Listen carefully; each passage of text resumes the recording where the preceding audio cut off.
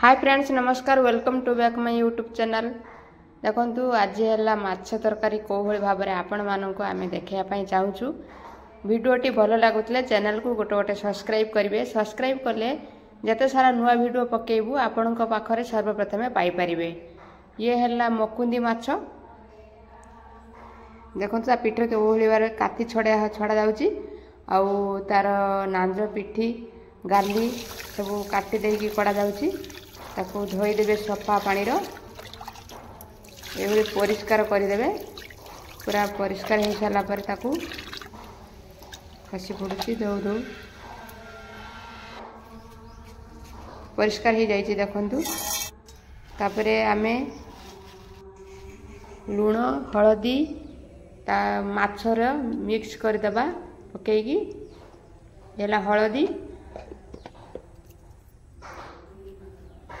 हलदी पकईदेले तापरे लुण पकईदेबा।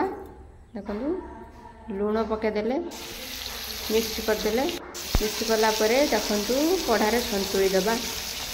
ये आमर माछ टिके नरी जाइए तेणुक धीरे धीरे ताकू नौटिबा भांगी जीव। देखो धीरे भांगी नौटिला परे धीरे धीरे तथापि भांगी जाइए। तथापि गोटा गोटा रही गोटे गोटे बड़का तेल रही ता सहित तेल किसी ऐड करदेवा। तेल गरम हो सारा पर मसला छाड़देवा।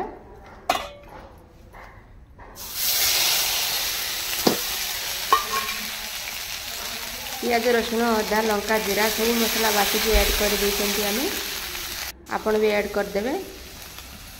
ये हलदी लुण तेल जिते सारा मसला अच्छे पकईदेवा।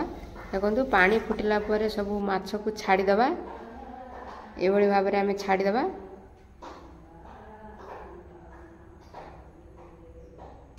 ढांकनी देदेवा। देखो माछ को देखा को भाव में आम ढांकनी खोलिकी देखो बर्तमान माछ हो सारी। ये तरकारी रेडी हो सारी बर्तमान। देखो चिकेन झोल भले देखा जाउची।